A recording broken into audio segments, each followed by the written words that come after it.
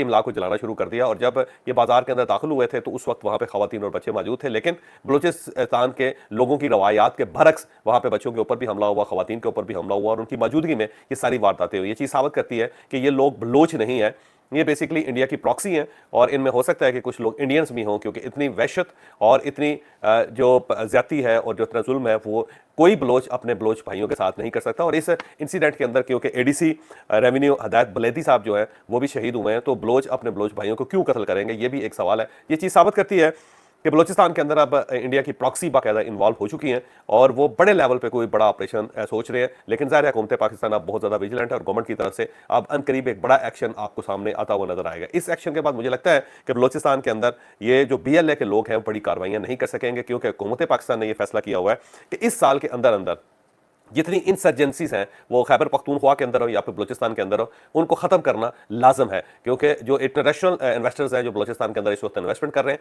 और उन सब के साथ पाकिस्तान की कमिटमेंट है कि 2025 के अंदर हम आपको पूरा बलूचिस्तान क्लियर करके देंगे ताकि आप इत्मीनान के साथ वहां पर काम कर सकें। और इसके साथ साथ क्योंकि ये जो हमने जंग लड़ी है और जीती है, उसके बाद तो बिल्कुल गुंजाइश मौजूद नहीं है कि पाकिस्तान बैरूनी सरहदों की मजबूती के बाद अंदरूनी हालात को इस तरह खुला छोड़ दे और यहाँ पे इस किस्म के फसादात होना शुरू हो जाए कि लोग 20 और 25 की तादाद में बाकायदा मोटरसाइकिलों पे आएँ और शहर की दोनों साइडों पे खड़े होकर वहाँ पे सरकारी अमलाक को, सरकारी इमारतों को नुकसान पहुँचाना शुरू कर दें या उसको आग लगाना शुरू कर दें। और उसके बाद जो लोग वहाँ पे सरकारी ऑफिसर मौजूद हैं या एहलकार मौजूद हैं उनके ऊपर हमले शुरू कर दें और उन्हें सरेआम कत्ल करना शुरू कर दें। तो पाकिस्तान अब इस चीज़ को बर्दाश्त नहीं कर सकता।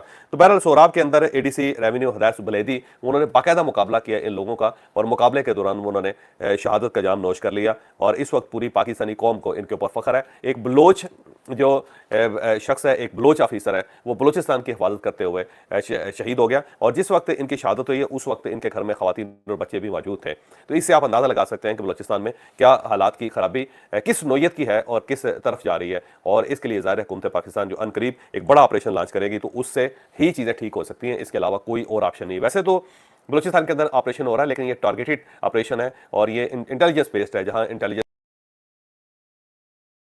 के लोग बताते हैं तो उसके बाद एक ऑपरेशन लॉन्च किया जाता है और वहाँ जो लोग पाकिस्तान को नुकसान पहुंचा रहे हैं, जिनका ताल्लुक फितना और हिंदुस्तान के साथ है, उनको बाकायदा कैफे किरदार तक पहुंचाया जा रहा है। लेकिन मुझे लगता है कि अनकरीब एक बड़ा ऑपरेशन करना पड़ेगा, जिससे आप सर्जिकल ऑपरेशन भी कह सकते हैं, एक ऐसा ऑपरेशन जिससे वो तमाम एलिमेंट जो बलूचिस्तान को और पाकिस्तान को नुकसान पहुंचाना चाहते हैं उनको वंस फॉर ऑल मुकम्मल तौर पर इनका सफाया कर दिया जाए। तो ये वक्त आएगा अनकरीब इंशाअल्लाह ताला। पाकिस्तान की हिफाजत करें, पाकिस्तान के बारे में सोचें, क्योंकि ये मुल्क है तो आप भी हैं, हम भी हैं। ये जो बलूचिस्तान के लोग इस वक्त ये महसूस कर रहे हैं कि वो पाकिस्तान को नुकसान पहुंचा रहे हैं और बलूचिस्तान को फायदा पहुंचा रही है, उनको गलत फहमी है। क्योंकि ये वो कश्ती है जिसके अंदर वो भी सवार है। अगर ये कश्ती डूब गई तो फिर ना बलूचिस्तान के लोग बचेंगे, ना खैबर पख्तूनख्वा के लोग बचेंगे, ना ही पाकिस्तान के बाकी सूबों के, ना सिंध के बचेंगे, ना पंजाब के बचेंगे, फिर सब इसके अंदर डूब जाएंगे। तो अपनी कश्ती में सुराख करना बंद करें, इसका सरासर नुकसान आपको होगा। ये किसी और को नुकसान नहीं हो रहा, आप किसी और को फायदा नहीं पहुंचा रहे, अपने आप को नुकसान पहुंचा रहे हैं, ये याद रखें। अब अफगानिस्तान के अंदर पाकिस्तान ने सफीर लेवल के जो सफारती तल्लुकात है उसे बहाल करने का फैसला कर लिया। पाकिस्तान से अब अनकरीब काबुल के लिए सफीर जाएगा। और ये फैसला जो चीन के अंदर हुआ था, जब वहां चाइना के वजीर खारजा ने अफगानिस्तान के वजीर खारजा को बुलाया था और साथ साथ पाकिस्तानी वजीर खारजा को और नायब वजीर आजम जो पाकिस्तान के इसहाक डार साहब उनको बुलाया था। तो ये तीनों मुल्कों ने बैठ के ये फैसला किया था कि अफगानिस्तान और पाकिस्तान के दरमियान जो सफारती तल्लुकात है अब सफीर के लेवल पे होंगे।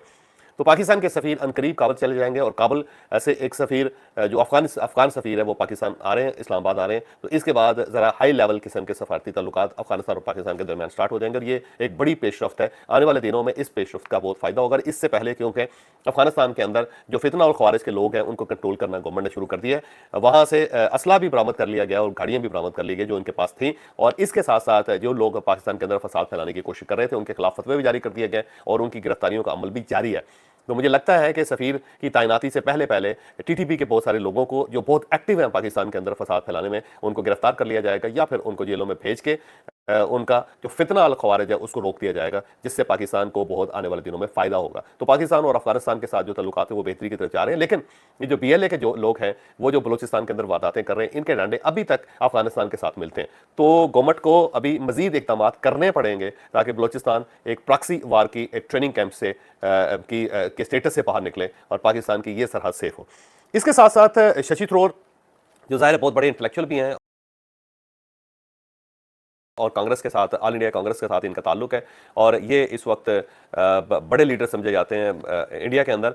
इनकी सरबराही में एक वक्त कोलंबिया गया था और आपको यकीनन मालूम होगा कि इंडियन गवर्नमेंट ने मुख्तलिफ वफूद बनाए जो मुख्तलिफ मुल्कों के अंदर गए हैं और वहाँ पर उन्होंने सफारत करने की कोशिश की और इन सब का मकसद सिर्फ एक है कि पाकिस्तान के खिलाफ बैरूनी फ़ज़ा हवार की जाए और ये साबित किया जाए कि पाकिस्तान एक टेररिस्ट नेशन है और ये इंडिया के अंदर फसादात फैला रहा है और इस को रोकना बहुत ज़रूरी है। और साथ साथ ये भी साबित किया जाए कि ये जो जंग हुई थी मई के अंदर वो सिर्फ इंडिया ने जीती है, पाकिस्तान ने इसमें कोई इंडिया को खास टेंट नहीं डाला। तो वो जो बेइज्जती इंडिया की हुई है उसके ऊपर मट्टी डालने के लिए इस किस्म के वफूद दुनिया के मुख्तलिफ मुल्कों में भेजे गए।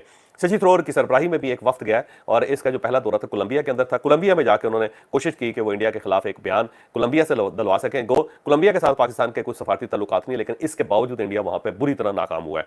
तो शशि थरूर की पूरी सफारतकारी के बावजूद कोलंबिया से पाकिस्तान के खिलाफ कोई बयान नहीं आया, बल्कि जो इंडिया का मौकफ है उसको भी कोलंबियन गवर्नमेंट ने रिजेक्ट कर दिया है और उन्होंने कहा है कि खित्ते के अंदर अमन होना चाहिए आपके, और अगर आप एक बड़े मुल्क होते हुए एक छोटे मुल्क का पानी रोकेंगे या वहां पे उनके ऊपर अटैक करने की कोशिश करेंगे तो उनके पास दिफा का हक है, वो इस हक को इस्तेमाल करेंगे, तो आप इस हक से कैसे महरूम कर सकते हैं। और ये खबर सिर्फ हमारी खबर नहीं है या हमारे इदारों की खबर नहीं है, ये खबर दी हिंदू में जो इंडिया का बहुत बड़ा अखबार है, पुराना अखबार है, उसके अंदर शाया हुई और उससे लोगों को अंदाजा हुआ कि हमारे जो सरकारी और सफारती वफूद है वो कितने नाकाम हो रहे हैं। ये याद रखें कि दुनिया में जो सबसे बड़ा असूल है वो ताकत का असूल है। अगर आप जीत गए तो दुनिया आपके साथ खड़ी होती है और अगर आप हार गए तो आप कितने ही बड़े क्यों ना हो, आप कितने ताकतवर क्यों ना हो, आप माशी तौर पे कितने ही मजबूत क्यों ना हो, दुनिया आपको वो इज्जत नहीं देती जिसकी आप तवक्को कर रहे होते। तो इंडिया क्योंकि इस जंग को हार गया था और इसमें बुरी तरह उसे मार पड़ी है, तो अब वो इज्जत तलाश कर रहा है जो दुनिया में उसे नहीं मिलेगी। और पाकिस्तान की इज्जत के अंदर आप यकीन करें कि इतना इजाफा हुआ है कि हम उसे अब मैयर नहीं कर सकते। वो मुल्क जिनके साथ पाकिस्तान के ताल्लुकात भी नहीं है वो भी पाकिस्तान की हमायत कर रहे हैं और पाकिस्तान को बड़ी आइडियल नजरों से देख रहे हैं। तो ये पाकिस्तान का कमाल है, इस पर हमें सजदा शुक्र अदा करना चाहिए और अल्लाह ताला से माफ़ी मांग के तौबा करके उसका शुक्र अदा करना चाहिए कि उसने हमें सरफराज किया और दुनिया के अंदर ये साबित किया है कि पाकिस्तान एक ताकतवर मुल्क है और पाकिस्तान के बारे में जो दुश्मन सोचते होते थे वो सरासर गलत है। इसके साथ साथ इंडिया के अंदर बहुत सारे सवाल अब उठना शुरू हो गए। बार बार पूछा जा रहा है कि जनाब ये बताएं कि त्यारे हमारे कितने गिरे थे और मोदी साहब ने इस जंग के डंके बजाना क्यों शुरू कर दिया कि हम जीत गए। तेलंगाना एक रियासत है इंडिया की, उसके जो वज़ीर आला हैं उन्होंने भी कल सवाल किया कि ये मोदी क्या कर रहा है और मोदी को जवाब देना चाहिए कौम को। इसके साथ साथ जो एक बड़ा बयान बीजेपी की तरफ से कल से आया उससे इंडिया के अंदर भी तहलका मचा दिया और साथ साथ पाकिस्तान का जो मौकफ था उसको भी सुरखरू कर दिया।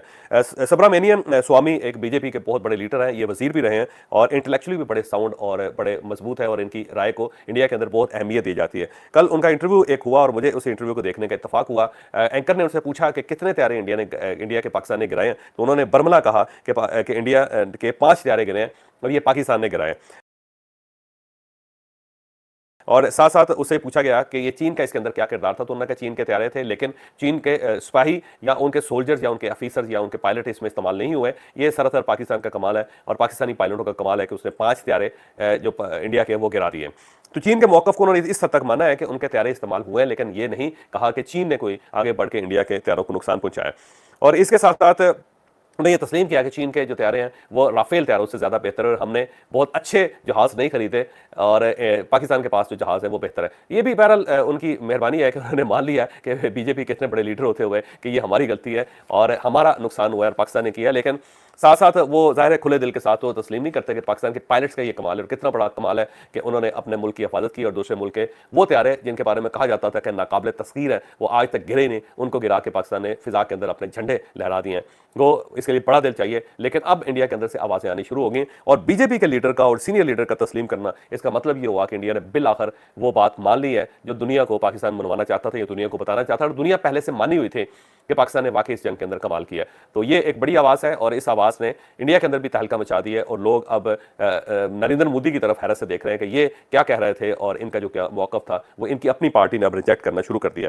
साथ साथ सुब्रमण्यम स्वामी ने यह भी कहा कि जब तक मोदी मौजूद है उस वक्त तक तो इस जंग के बारे में तहकीकात नहीं हो सकती। गोया कि उन्होंने तस्लीम किया कि मोदी ने पूरे सिस्टम को यरगमाल बनाया हुआ है और जब तक ये सिस्टम इनके हाथ में रहेगा उस वक्त तक इनके खिलाफ कोई एहतसाब नहीं हो सकता। लेकिन एहतसाब की आवाज़ें ज़ाहिर इंडिया के अंदर अब आनी शुरू हो गई हैं और दुनिया भी इन आवाज़ों को तस्लीम कर रही है। दुनिया भी ये मान रही है कि इंडिया का जो किरदार था इस जंग के अंदर इंतहाई वाहियात किरदार था और उसने अपने लिए मसाइल खुद पैदा कर लिए। और आज की जो सबसे आखिरी खबर इस साजिश दहशतगर्दी की अदालत ने कल जो पाकिस्तान तहरीक इंसाफ के जो पहला बैच था उनको 9 मई में सजाएं दे दी हैं और इन सजाओं के अंदर एक अब्दुल लतीफ़ चित्राली साहब भी शामिल है जो इनके MNA है और इनके साथ साथ एक साबिक सूबाई वजीर वजीरजादा जो है वो भी शामिल है इसके अंदर। सूबाई वजीर नहीं है, सूबाई रुकने असम्बली है। मैं माजूर चाहता हूँ, वजीर इसलिए आ गया कि उनका नाम ही वजीरजादा है। तो इन समेत 11 कारकुनों को 27 साल कैद की सजा सुना दी है और अब्दुल लतीफ़ चित्राली साहब को शायद 10 साल सजा हुई है। तो अब ये जो फेज़ है 9 मई का वो अब मुकम्मल होना शुरू हो गया है और इस तरह पाकिस्तान तहरीक इंसाफ के जो लीडर है, जो उनके कारकुन हैं, उन सबको सजाएं होना शुरू हो गई और ये सजा जो है